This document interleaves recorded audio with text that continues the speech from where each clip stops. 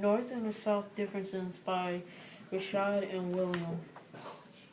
Pick one. Our first picture represents that the North had buildings and factories.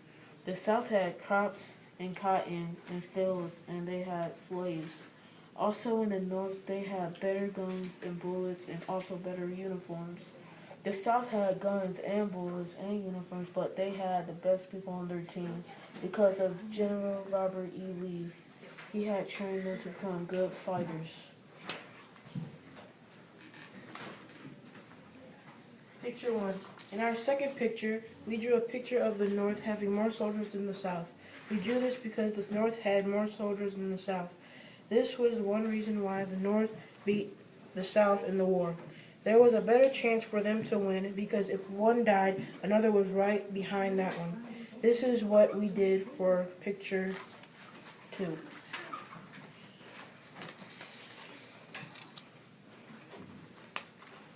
Pick 3. Our third picture is about how the South had slaves. When the slaves tried to run away or do their job wrong, they would get abused by getting hit by a whip or getting stuffed inside a box in the middle of the hot field.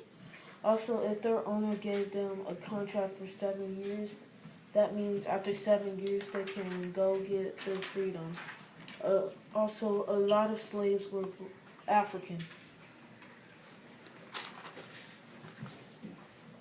Picture 4. In our fourth picture, we're showing that the colored person is reading. In the South, slaves could not read. They didn't let them because they did not want them to become smart and run away.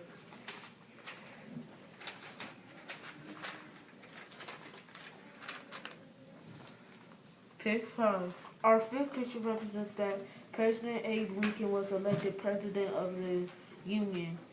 He was elected president because when he was trying to run for secretary, even though he had lost to his speech, but his speech was eligible and true. Also, North had liked him because he had good speeches and he lived and was born in the North. Not one single South state had voted for him. Abe Lincoln had hated slavery and he wanted to bring back all the states together. Finally, in our last picture, we drew Jefferson Davis. We drew him in the South box because he was the president of the South. He allowed slavery, unlike President Lincoln. The end.